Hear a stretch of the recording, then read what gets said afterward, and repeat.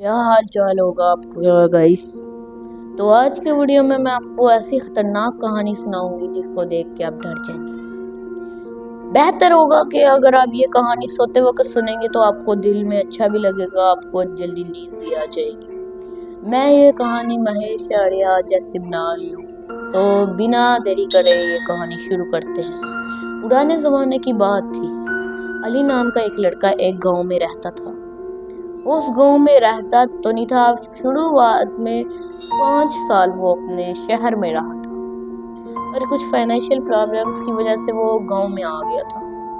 गांव में उसके दादा दादू थे, तो उसकी दादों का इंतकाल जब वो 7 साल का था, यानी उसके आने के 2 साल बाद ही हो गया था। फिर उसके दादा भी अभी ज्यादा जवान नहीं थे, मतलब बूढ़े ही थे। इतने ज्यादा वो उनमें अंदर इतनी ताकत नहीं थी। वो उनका एक छोटी सी झोपड़ी जैसा घर था। इसके अंदर वो, उसकी एक छोटी बहन साइमा, वो अपने माँ बाप और अपने दादाबू के साथ रहता था। उनका एक गांव का अड्डा था जिसपे उनकी 2 गायें और 3 बकरियां थीं। वो हर रोज अपनी गाय और बकरियों को चराने लेकर जाते थे, जिसमें उसको और उसकी बहन और सारों को बहुत ज्यादा मजा आता था।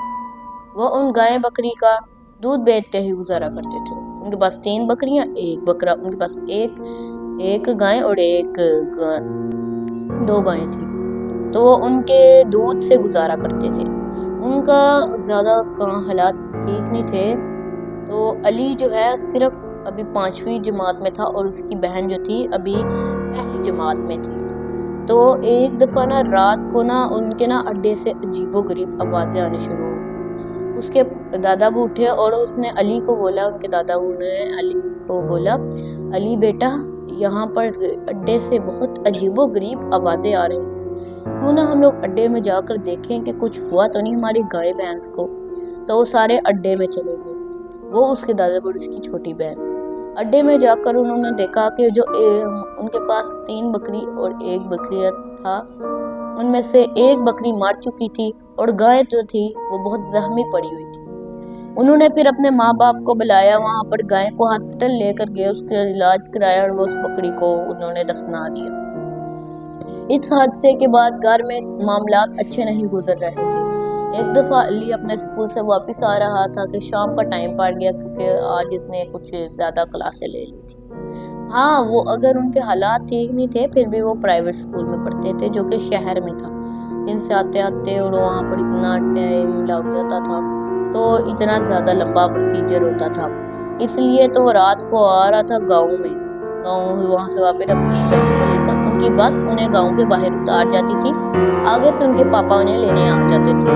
तो उस दिन उनके पापा ने बोला कि आज मैं तुम लोग को नहीं लेने आऊँगा, आज तुम लोग अपनी बहन के साथ संभल के आ जाना। आज जरा गाय का ट्रीटमेंट वगैरह होना है, उसको मरहम पट्टी लगानी है, तो मैं तुम्हारे वहाँ सारे गए हुए तो चाबी मिल जाए। तो वो अंदर जा रहा, तो घर की चाबी जो है उसमें कहीं होगी। उसके बाद 2 चाबी थी, एक उसके मामा बाबा के पास थी और एक, तो वो वहीं आसपास में घूमने लगे। तभी उनको रात के मतलब 7-8 बज रहे थे।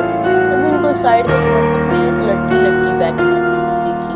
उन्होंने उस लड़की के पास जाकर पूछा, हमने तुम लोगों को कहीं और कभी पहले यहाँ पर नहीं देखा, तुम नई आई हो क्या? तो लड़की बोलती है कि मैं तो इस दरख्त में ही रहती थी, हो सकता है तुम लोगों ने आज मुझे देखा हो।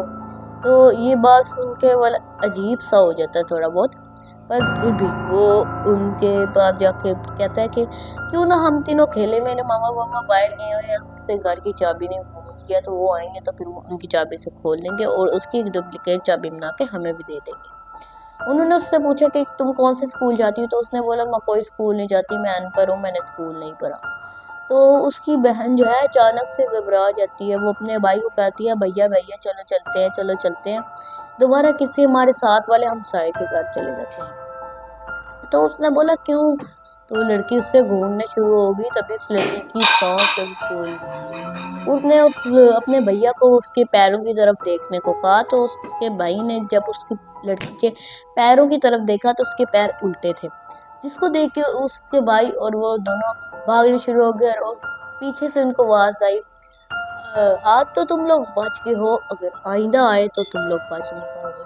जिसके बाद से वो शहर में रहने लग गए और हंसी खुशी वहां पर रहते थे। पर अभी तक उसकी बहन और उसके भाई पर उस चुड़ैल का साया था। उनको कभी कभी घर में अजीबोगरीब चीजें दिखती थी, जिसका उसके पापा ने किसी मौलवी से दम कराया, उसकी बात अभी तक ठीक है। तो अगर आपको ये कहानी पसंद आई हो तो मैं आगे सही से कहानियां बताऊंगी, पूरे ड्रामे माहौल से कहानियां सुनाऊंगी। अगर आपको ये पसंद आई हो और आपने इस पे ज़्यादा प्यार दिखाया हो तो फिर मैं हो सकता है एनिमेशन भी करूं, पर सुनने वाली कहानियां जैसे महेश आर्य बनाता है उस तरह की मैं बनाऊंगी। आई होप कि आपको ये वीडियो पसंद आई होगी, तो इसलिए मेरे चैनल को लाइक एंड सब्सक्राइब ज़रूर करिएगा, क्योंकि इस तरह की कहानियां बनाने में बहुत ज़्यादा मेहनत लगती है। घर में कोई चुप करा बंदा रहता नहीं है, इसलिए शोर वगैरह होता है। तो अल्लाह हाफिज़। आई होप कि आप ठीक होंगे और लाइक एंड सब्सक्राइब करना भूल जाए, मतलब करना ना भूलना। तो आप कमेंट में मुझे अपनी कहानियाँ बता दें, लंबी लंबिया, मैं उनको फिर आपके यूट्यूब चैनल में बनाऊंगी। चलो मैं आपको एक और कहानी सुनाती हूँ। पता है, पुराने ज़माने में जिन्नात वगैरह का काफ़ी ज़्यादा चांसेस होते थे, और वहाँ के लोग मुसलमान बहुत बहादुर होते थे। तो मेरे कज़न के नाना बू थे, वो सुबह सुबह आ रहे थे तो आगे रास्ते में कब्रिस्तान था। तो वो कब्रिस्तान से आगे से गुजरे तो उनको एक लड़की कहती है, मोटर बाइक में थे, तो उसको एक लड़की कहती है कि मुझे भी अपने साथ ले जाओ, ये रास्ता बहुत सुनसान है, मुझसे नहीं आने होगा। तो उसने बोला तुम्हें कहाँ जाना है दादाबू ने। उसने बोला कि मुझे कब्रिस्तान के एंड तक ले जाओ, मैंने वहीं तक जाना है। तो वो फिर उसके दादाबू थोड़े उसके पैर की तरफ देखा तो उसके पैर उल्टे थे। उसके दादाबू ने तभी आयतुल कुर्सी पढ़ना शुरू कर दी, और आयतुल कुर्सी पढ़ते पढ़ते वो आगे चले गए, और उन्होंने जब एक दफा पीछे मुड़ के देखा तो वो लड़की उनके पीछे भाग रही थी। पर जो ही उन्होंने ऊंची आवाज में आयतुल कुर्सी पढ़ना शुरू की, वो लड़की वहीं पर रुक के चीखने चिल्लाने शुरू हो गई, और फिर वो वहां से भाग के आ गए। इसलिए हर मामले में आयतुल कुर्सी पढ़ना शुरू कर दी जब आपको डर महसूस हो, अल्लाह आपके साथ होगा। अगर बाय, आई होप आपको पसंद आया हो। तो ये दो कहानियां थी, छोटी सी वीडियो बनी है 7 मिनट की, तो लाइक एंड सब्सक्राइब जरूर करिएगा। बाय।